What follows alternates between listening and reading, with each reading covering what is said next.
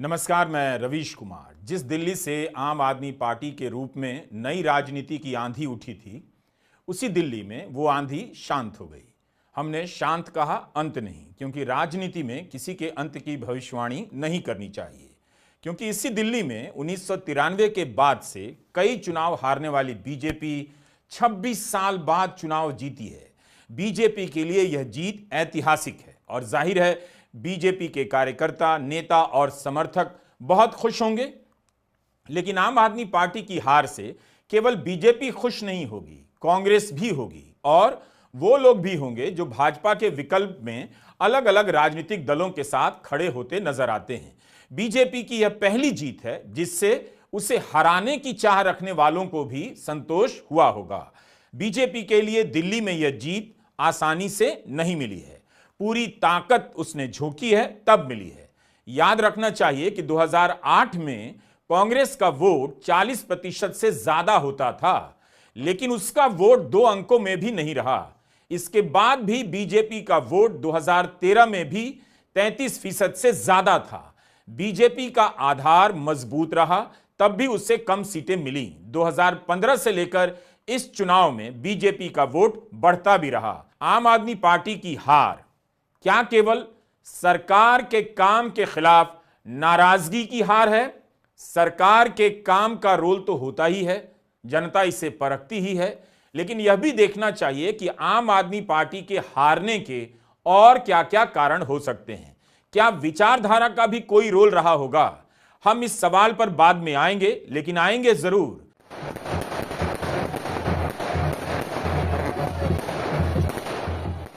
27 साल बाद दिल्ली में बीजेपी की वापसी हो रही है। बीजेपी के लिए यह बड़ा सियासी लम्हा है। 2014 में मोदी लहर थी और उस लहर के दौरान 2015 में जब विधानसभा के चुनाव हुए, दिल्ली की जनता ने दिल्ली के लिए बीजेपी को नहीं चुना। 2019 की लोकसभा चुनाव में बीजेपी का प्रदर्शन शानदार रहा, लेकिन 2020 के विधानसभा चुनाव में दिल्ली की जनता ने बीजेपी को नहीं चुना। जिस दौर में मोदी के सामने कोई नहीं टिक पाया, उस दौर में दिल्ली में आम आदमी पार्टी ने बीजेपी को जिस तरह से हराया है, बीजेपी ने सत्ता लेकर भी इस बार आम आदमी पार्टी को उस तरह से नहीं हराया। 2015 में बीजेपी को दिल्ली में 3 और 2020 में 8 सीटें आई थीं। 2020 के मुकाबले बीजेपी का वोट प्रतिशत 7% बढ़ा है और आम आदमी पार्टी का करीब 10% घट गया है। सोचने की बात यह है कि 2024 के लोकसभा चुनाव में नरेंद्र मोदी कमजोर तो पड़े, मगर उस स्थिति में केजरीवाल की पार्टी चुनाव हार गई। 27 साल बाद बीजेपी की दिल्ली में सरकार बनेगी और 2013 के बाद दिल्ली में केंद्र और राज्य दोनों में एक पार्टी की सरकार होगी। इसके पहले यूपीए के समय केंद्र और दिल्ली में एक पार्टी की सरकार थी, अब बीजेपी की होगी। बीजेपी को हर तरह की सीटों पर जीत मिली है दिल्ली में। 2013 के चुनाव में बीजेपी को 33% वोट मिला। 2015 में मामूली गिरावट हुई, मगर तब भी तकरीबन 1/3 वोट बीजेपी के पास रहा। 2020 में बीजेपी का वोट प्रतिशत बढ़कर 38% से अधिक हो गया। अरविंद केजरीवाल चुनाव हार गए। नई दिल्ली की जिस सीट से उन्होंने 3 बार की मुख्यमंत्री शीला दीक्षित को हराकर तहलका मचाया था, उसी सीट से चुनाव हारे हैं। प्रवेश वर्मा से हार गए। कांग्रेस के संदीप दीक्षित को मात्र 4,500 के आसपास वोट मिले, इसलिए यह कहना सही नहीं होगा केजरीवाल को कांग्रेस ने हराया है। प्रवेश वर्मा ने केजरीवाल को हराया है। मनीष सिसोदिया भी हार गए। सौरभ भारद्वाज, सत्येंद्र जैन भी हार गए। जीतने वालों से ज्यादा चर्चा हारने वालों की हो रही है, क्योंकि इनके सामने बीजेपी कई प्रयासों में भी नहीं जीत पाई। दिल्ली की मुख्यमंत्री आतिशी सिंह चुनाव जीत गई हैं, लेकिन अब इस जीत का कोई मतलब नहीं रहा। आम आदमी पार्टी ने चुनाव से पहले ही हार का अंदेशा कर लिया था। केजरीवाल जेल से बाहर आते ही अपना पद छोड़ देते हैं और आतिशी सिंह को मुख्यमंत्री बना देते हैं, ताकि केजरीवाल चुनाव पर ध्यान दे सकें। इसके बाद भी केजरीवाल अपनी पार्टी को जीत नहीं दिला सके और अपनी भी सीट नहीं बचा पाए। आम आदमी पार्टी को यह भी सोचना होगा कि क्या मुख्यमंत्री पद छोड़ने का फैसला सही था।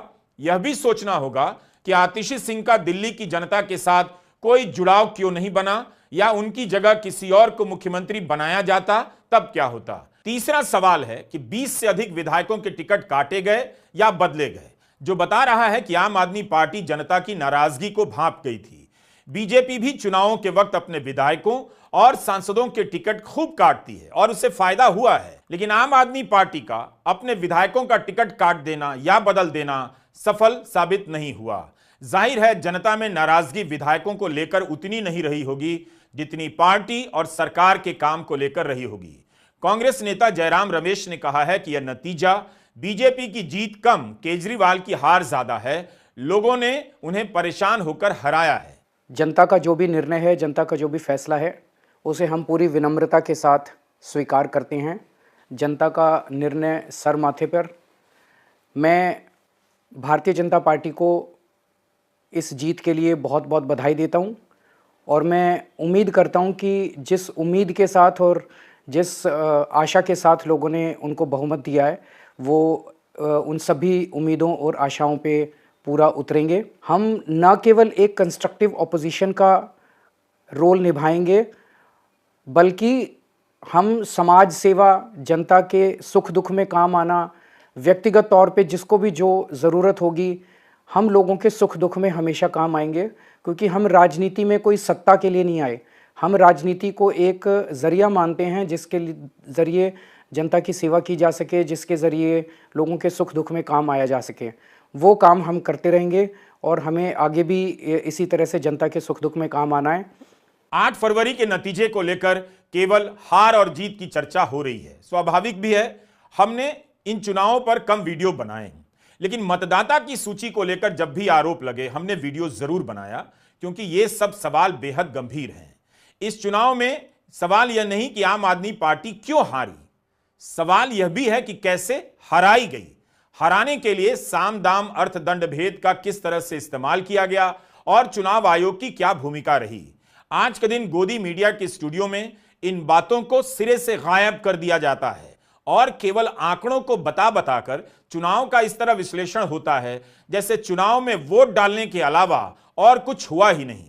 आम आदमी पार्टी ने मतदाता सूची को लेकर कई गंभीर सवाल उठाए, जिसके जवाब अभी तक नहीं आए हैं। आज भी क्विंट में हिमांशी दहिया की रिपोर्ट आई है कि 2020 से लेकर 2024 के बीच दिल्ली में मतदाताओं की संख्या में 4 लाख की वृद्धि हुई है, मगर चुनाव से पहले के 7 महीनों में दिल्ली में 4 लाख नए मतदाता जुड़ गए।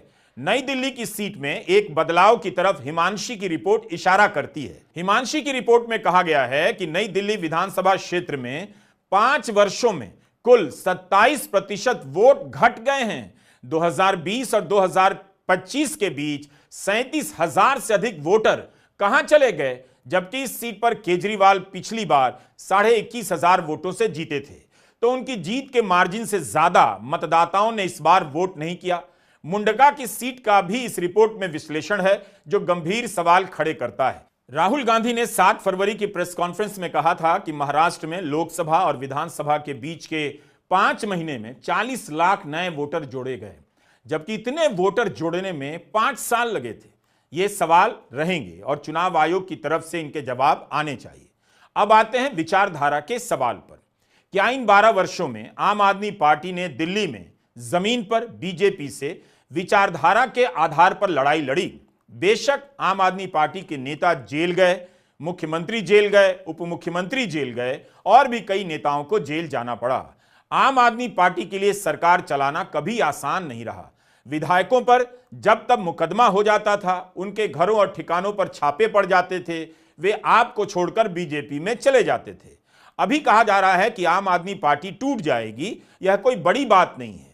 जब आप जीत रही थी तब भी वह टूट रही थी और तोड़ी जा रही थी। आम आदमी पार्टी ने भी खुद से प्रशांत भूषण और योगेंद्र यादव को निकाला, लेकिन तब भी योगेंद्र यादव और प्रशांत भूषण ने सिद्धांतों के आधार पर छापों और गिरफ्तारियों का विरोध किया। यह सब हुआ, लेकिन राजनीतिक चर्चाकारों और वोटर के एक बड़े हिस्से के मन में जो संदेह उभरा था वह दूर नहीं हुआ। वो आम आदमी पार्टी को आरएसएस की छाया से निकलने और चलते रहने वाले संगठन के रूप में देखने लगा।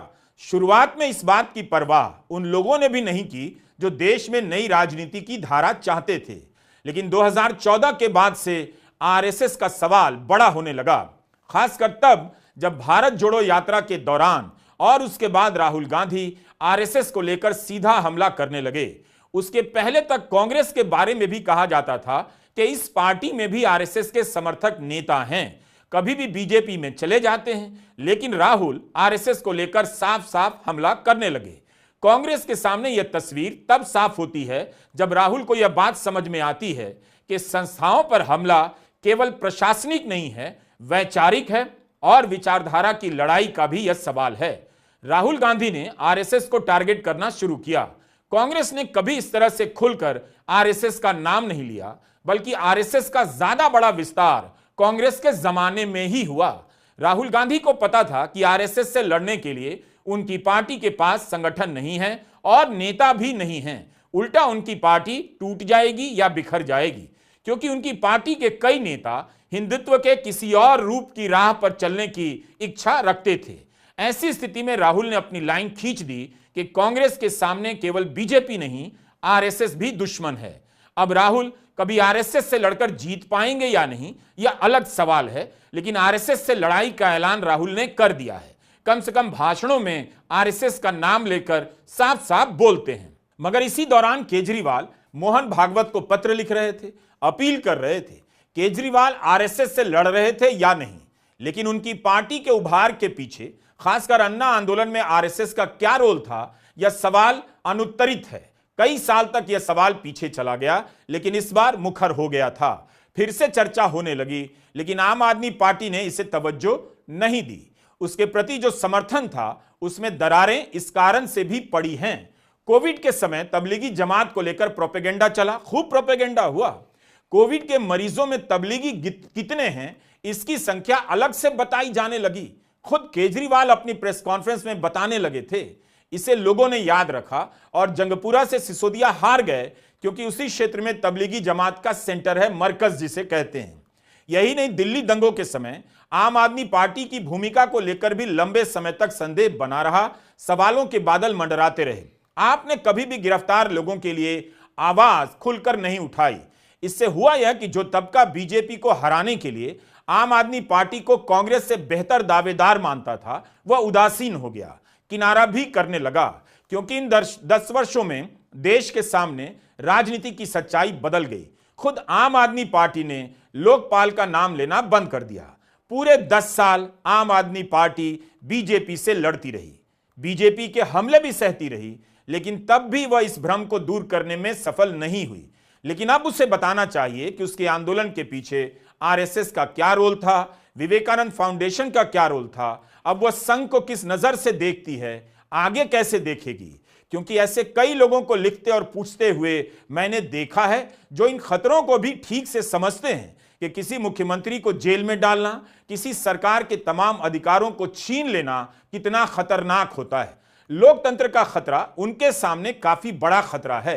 तब भी वे लोग आम आदमी पार्टी पर यकीन नहीं कर पाए और इस बार चुप हो गए या खिलाफ में बोलने लगे।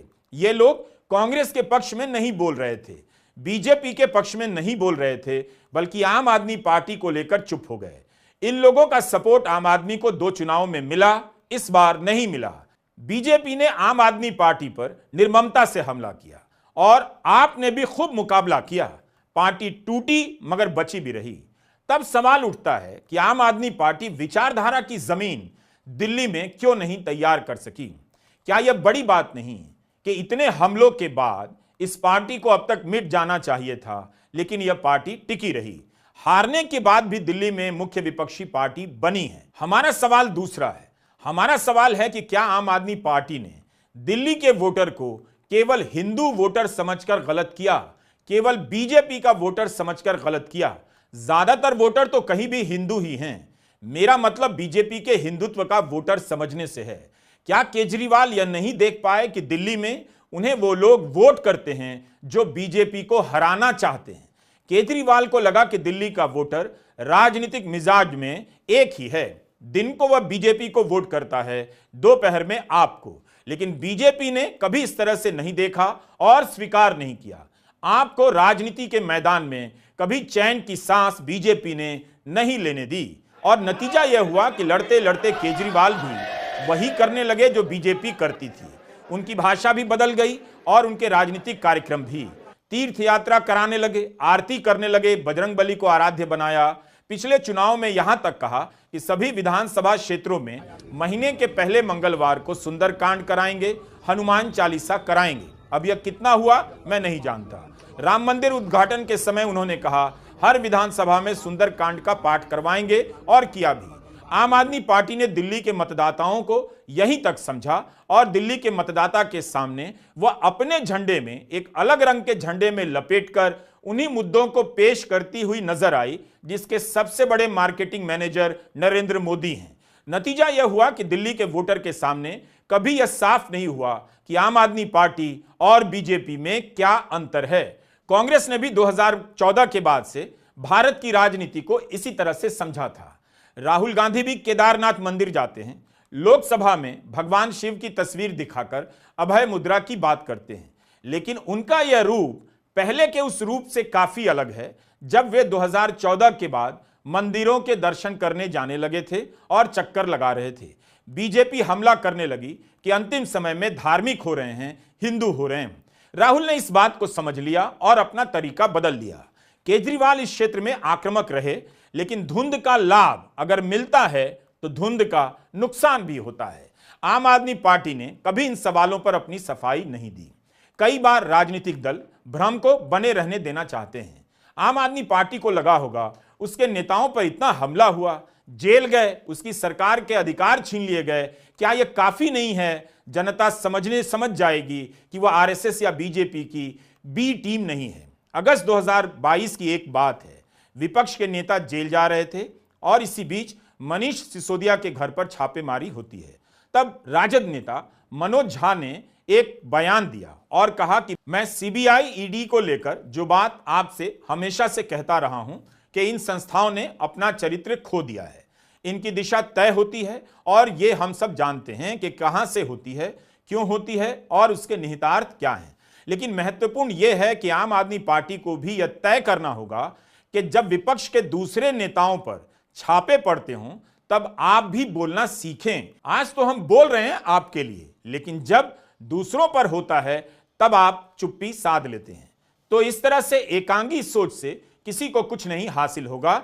हम सबको एक संदेश देना है कि पॉलिटिकल बैटल पॉलिटिकली लड़ना चाहिए। मनोज झा की बात को आम आदमी पार्टी ने कैसे समझा वही जानती होगी, लेकिन लंबे समय तक भ्रम की स्थिति के कारण ही मनोज झा ने यह बयान दिया होगा।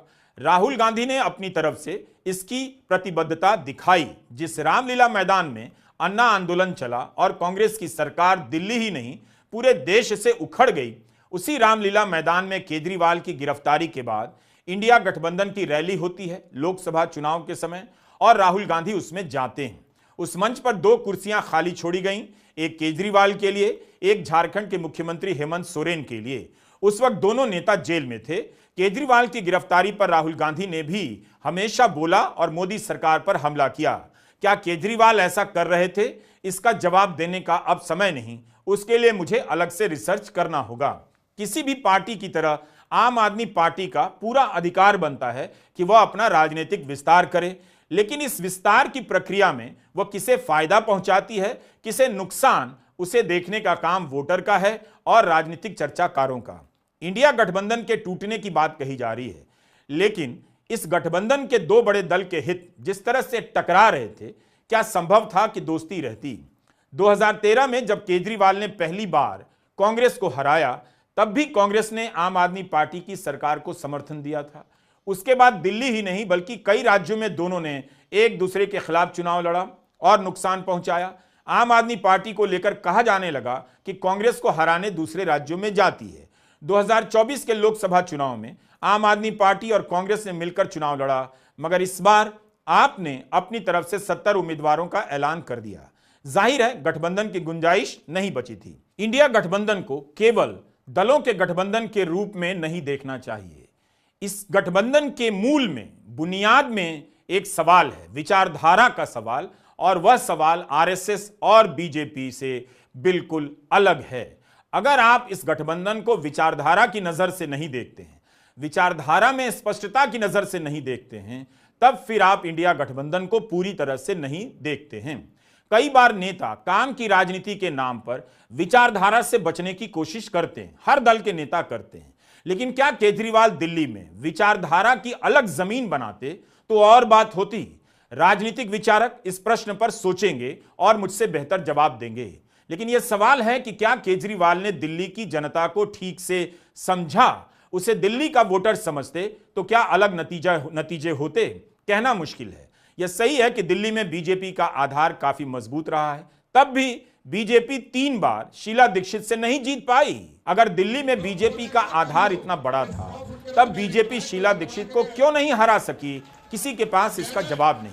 2015 में क्यों नहीं हरा सकी आम आदमी पार्टी को बीजेपी, जिस कांग्रेस को एक नई बनी पार्टी ने पहले ही चुनाव में आसानी से एक झटके में हरा दिया था। इस बार केजरीवाल उतने स्मार्ट नजर नहीं आए।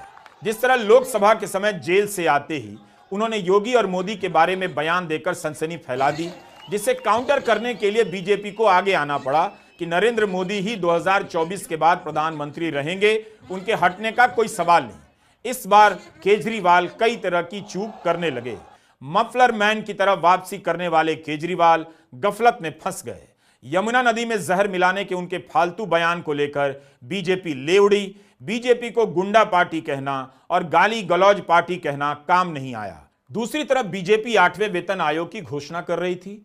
महिलाओं के खाते में आपके 2100 रुपए के बदले 2500 रुपए देने की बात कर रही थी। बीजेपी ने किसी को भी मुख्यमंत्री का चेहरा नहीं बनाया, लेकिन तब भी बीजेपी दिल्ली जीत गई। दिल्ली की जनता एक नए राजनीतिक प्रयोग को मौका देना चाहती थी। 10 साल दिया भी। दिल्ली की जनता ने एमसीडी में आम आदमी पार्टी को भी मौका दिया, लेकिन दिल्ली की साफ सफाई की स्थिति बेहतर नहीं हुई। दिल्ली में काम एक मुद्दा बन गया और केजरीवाल यह नहीं समझा पाए कि दिल्ली की यह हालत क्यों हुई। दिल्ली की सरकार के अधिकार लिए गए, उपराज्यपाल के सहारे दिल्ली की सरकार चलाई गई, एमसीडी में रोक टोक की गई, सरकार काम ना कर सके उसके लिए मुख्यमंत्री और मंत्री को जेल में डाला गया। बीजेपी ने अपनी पूरी ताकत झोंक दी। आंध्र प्रदेश के मुख्यमंत्री चंद्राबाबू नायडू ने शहादरा में प्रचार किया। तेलुगु भाषी नेता शहादरा में क्यों गए थे? क्या आपने इसे नहीं समझा? बुराड़ी में जनता दल यूनाइटेड के तमाम नेता बिहार से आकर प्रचार कर रहे थे। यह और बात है कि बुराड़ी से संजीव झा चुनाव जीत गए आम आदमी पार्टी के। रणनीति और तकनीकी में बीजेपी को हर बार चौंका देने वाली आम आदमी पार्टी बीजेपी से इस बार क्यों पिछड़ गई, इस पर पार्टी ही विचार करेगी। केजरीवाल की सबसे बड़ी ताकत थी नैतिकता, उनकी ईमानदारी। उनके जेल जाने से जितना उनकी छवि को नुकसान नहीं हुआ, उससे कहीं ज्यादा शीश महल के अभियान से हो गया। हर मुख्यमंत्री का घर ऐसा ही होता होगा। क्या पता दिल्ली में ही कई केंद्रीय मंत्रियों के घर इससे भी भव्य होते होंगे। लेकिन बीजेपी केजरीवाल के खिलाफ मुद्दा बनाने में सफल हो गई। बीजेपी ने उनकी सादगी और ईमानदारी की छवि को संदेह के दायरे में ला दिया। संसद के भाषण में भी प्रधानमंत्री शीश महल को लेकर भाषण देते रहे। दिल्ली में बीजेपी की जीत बहुत बड़ी है, लेकिन कांग्रेस को यह नहीं समझना चाहिए कि आम आदमी पार्टी की हार से उसकी राह दिल्ली में आसान होने वाली है। भारत की राजनीति का यह दौर 1-2 चुनावों से नहीं बदलने वाला। आम आदमी पार्टी को यह समझना चाहिए कि उसकी हार कांग्रेस के कारण है, तब भी उसे बताना चाहिए कि कांग्रेस को फिर क्या करना चाहिए था। जहां कांग्रेस चुनाव लड़ती है, क्या वहां आम आदमी पार्टी को चुनाव लड़ना चाहिए था? आम आदमी पार्टी के बड़े नेता उतने मार्जिन से हारे हैं जितने कांग्रेस के उम्मीदवार को वोट मिले हैं। लेकिन इस तरह से तो गुजरात, हरियाणा या कहीं भी आम आदमी पार्टी के कारण कांग्रेस के उम्मीदवारों को हारता हुआ दिखाया जा सकता है। हार और जीत को आप इन्हीं सब बातों तक सीमित नहीं रख सकते। इन सब के बीच में उन नेताओं के बारे में सोचिए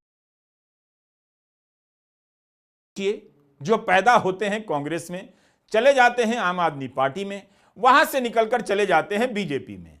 वो राजनीति को कितना बेहतर समझते होंगे, इतना बेहतर समझते होंगे, कहते होंगे कि इन विद्वानों को विश्लेषण करने दो, विचारधारा क्या है, मुद्दा क्या है, संविधान क्या है। अपना मतलब इससे है कि समय पर पार्टी बदलते रहो, कभी इस पार्टी से कभी उस पार्टी से विधायक बनते रहो। नमस्कार, मैं रवीश कुमार।